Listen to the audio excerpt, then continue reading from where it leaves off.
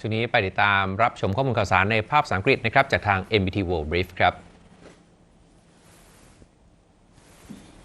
สวัสดีครับ Thank you for joining us for the midday edition of NBT World Brief right here on NBT and NBT World. You're with me, Nat Nakavisut. Their Majesties the King and Queen laid a wreath at the monument to the People's Heroes in Tiananmen Square in Beijing, China. At 10:15 a.m. local time yesterday, Their Majesties the King and Queen traveled by motorcade to the monument to the People's Heroes in Beijing, China, where they were received by Sun Weidong, Prime Minister of Foreign Affairs of China, and Bang Lijuan, member of the Standing Committee of the National People's Congress and Vice Chair of the Beijing Municipal People's Congress, along with senior Chinese officials. His Majesty placed a wreath, offered a salute, and stood in silent tribute to the fallen heroes.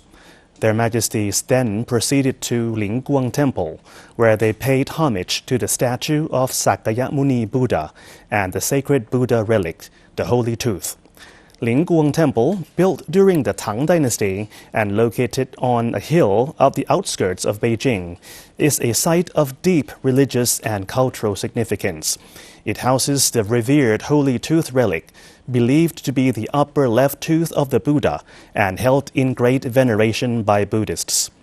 China previously granted a special honor on the auspicious occasion on His Majesty's 72nd birthday by allowing the temporary enshrinement of the Holy Tooth relic in Thailand from December 2024 to February 2025, symbolizing the close ties between the two nations.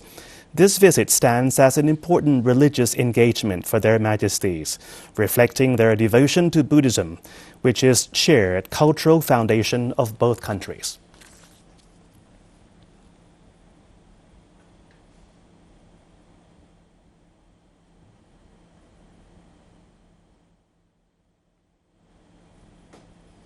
The government says Thailand has made clear to the United States that national security issues and trade negotiations must remain on separate tracks, while affirming evidence that Cambodia initiated the latest border incident.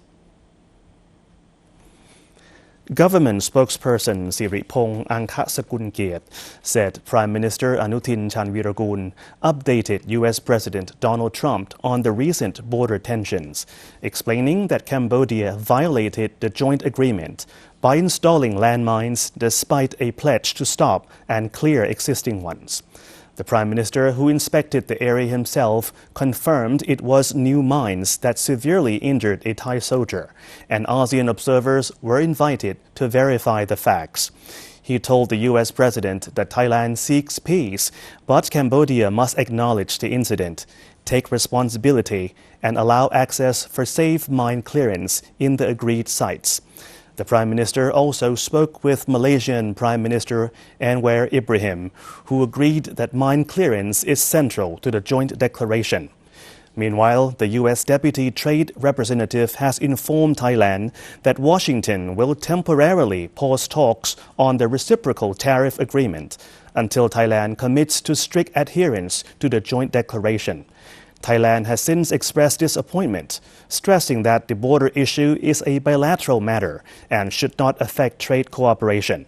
The Prime Minister, at around 2 a.m. this morning, posted on Facebook, citing his conversation with the Malaysian Prime Minister, that the United States will not link Thailand's suspension of the declaration to the ongoing U.S.-Thai tariff negotiations, while elaborating that the letter from the U.S. Trade Representative was prepared before his phone conversation with President Trump, which should provide the latest account of the situation.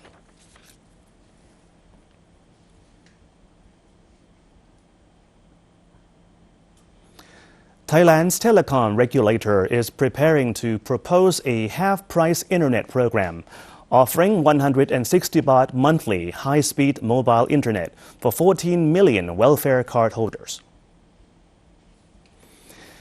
Deputy Government Spokesperson Ayarin Panrit said the National Broadcasting and Telecommunications Commission is set to introduce the so-called half-price internet initiative to the cabinet to support low-income citizens, particularly state welfare card holders. The plan uses funding from the Universal Service Obligation Fund to provide 40 gigabytes of high-speed mobile internet per month for 3 consecutive months at a subsidized rate of 160 baht. If approved, registration for eligible users is expected to open within this year. The regulator will hold discussions with all mobile operators to create special packages meeting required conditions and will ensure that standards are met. The spokesperson said the project will ensure equal access to online services that support education, employment, and government transactions. She added that improved connectivity will help advance Thailand's transition into a sustainable digital society, stimulate digital sector activity, and expand technological access for people in remote areas. And that wraps up this edition of NBT World Brief. Stay updated with the latest developments right here on NBT and NBT World. For more stories, simply scan the QR code on your screen to access our full coverage across all media platforms. Until next time, สวัสดีครับ